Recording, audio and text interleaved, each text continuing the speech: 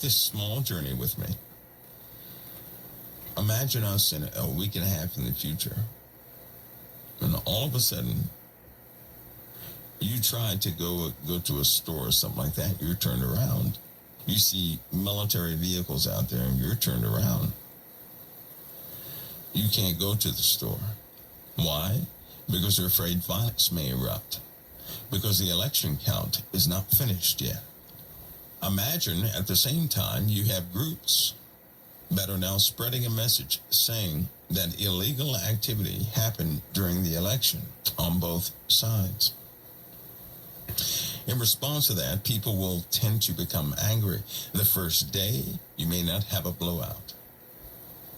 As it stagnates or continues not to be resolved, you're going to have bigger and bigger and bigger problems, right? More people will be out there in the world taking matters into their own hands as they are doing tonight. I'm sure that some of you found out that other governors were on the list. As we discussed last time, they were on the list of those individuals who were arrested, put away, locked away by the FBI. Other governors were on that list. Right now, you have other governors whose lives are in danger. What are they going to do, you ask?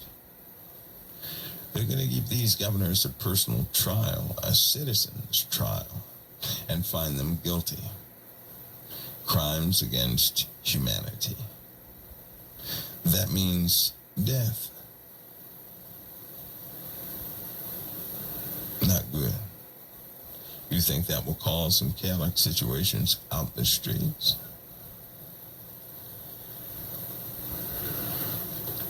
As time continues with that, when they have no resolve, when law enforcement, the mere presence of law enforcement incites more violence, you will see uniformed individuals out there. First, the positioning will look quite moderate, right? It's kind of moderate. I can't say slight. It's going to be moderate, but then that will build. Ultimately, you'll have cities that will make a decision to let people know what they stand for. Can you imagine going even beyond that time? That's a siege. Still no vote count. People contesting the authority of the sitting president versus the president-elect, the other one. Some for him, some against the other guy, and vice versa until it spills over in the streets. Because right now, there are 8,800 militias in the U.S. who are waiting for one order. Things will change. And during that time, when it is stressful, of what use will you be to anybody during that time? And will you yourselves be able to stand?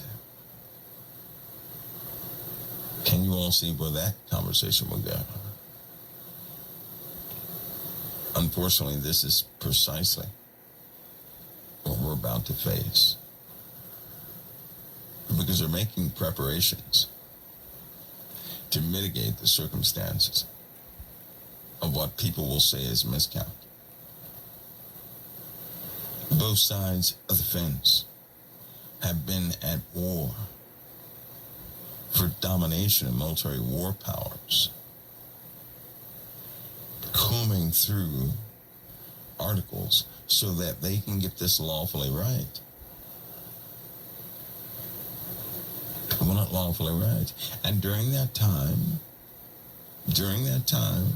when one of your relatives or somebody you know, they come in depressed, they're not really a Christian, right?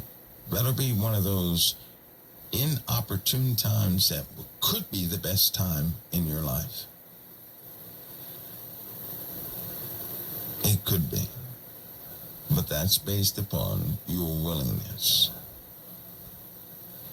to go the extra mile. All that's contingent upon you. You know what, that scenario is so close because I'm telling you they're putting things in order now. And they've been doing that for a few weeks. Really, for a few weeks. Not only that, but we also know that we have saboteurs embedded within our infrastructure.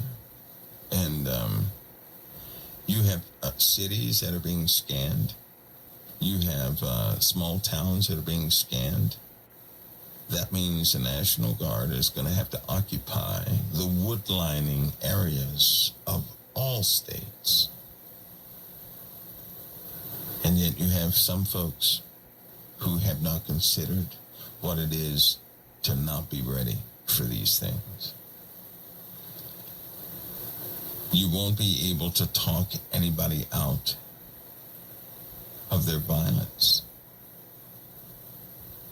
What you can do is have an answer for the majority of those who will be utilized during this time, right? To come to the Lord. Do you not know if the Lord will allow this event and such events to take place like this, not only in this country, but other ones also, to get his children to wake up and say, this is no longer theory. This is a real happening. So we need some prep time, don't we? Now